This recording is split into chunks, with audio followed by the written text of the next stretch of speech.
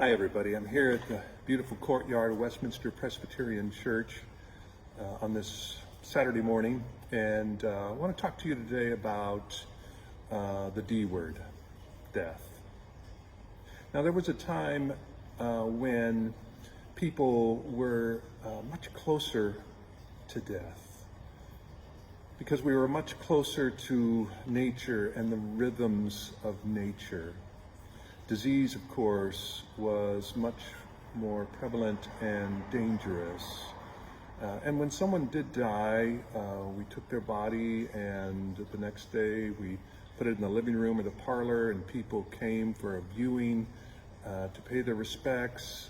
And then the next day after that, there was a funeral, and people brought Jell-O salad to the funeral, and the body was then buried in the church courtyard, and every time you went to church, you were surrounded by these loved ones.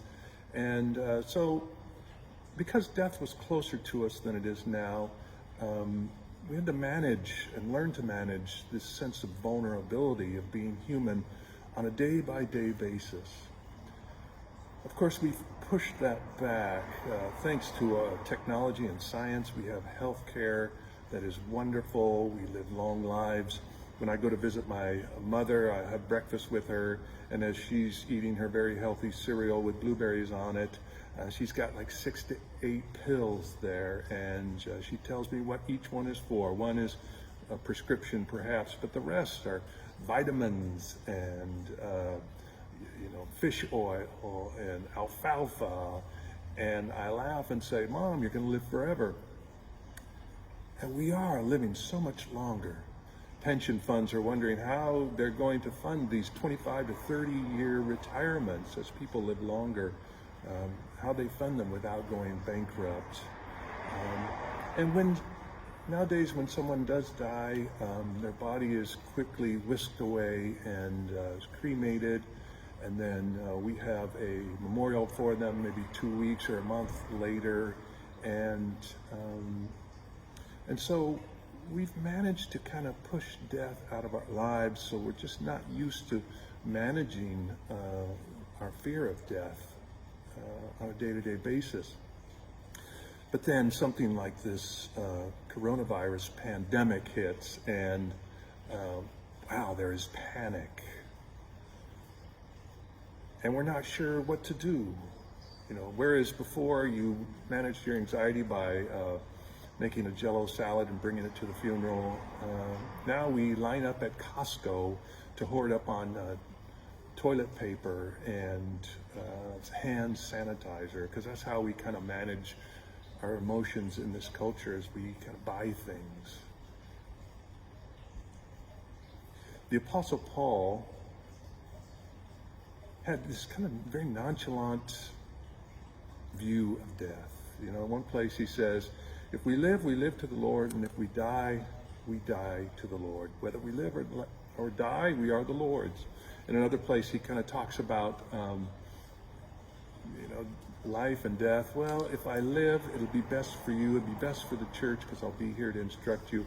But if I die, it'd be best for me. To live is Christ, to die is gain, because I'll be with the Lord if I die. And so it's kind of like, well, whatever. I could go either way. It's because he had a strong faith, of course, but also because he understood how this whole thing works.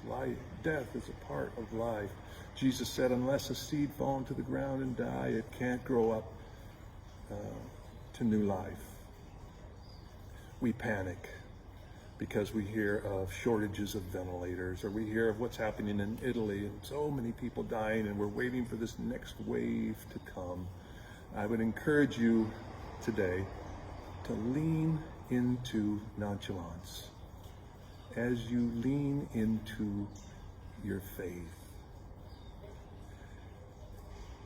through practices of prayer and meditation on scripture and connecting with people, even in this time of social distancing. Now, when I say lean into nonchalance, I don't mean to take unnecessary risks. Yes, wash your hands. Yes, stay at home. But lean into nonchalance as you lean into your faith. You will be a blessing to yourself and to this world if you can do that. And I'll leave you with another poem.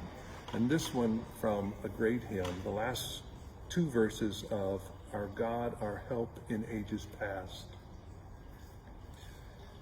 Time, like an ever-rolling stream, bears all our years away. They fly forgotten as a dream, dies at the opening day. Our God, our help in ages past, our hope for years to come, be thou our God while life shall last, and our eternal home.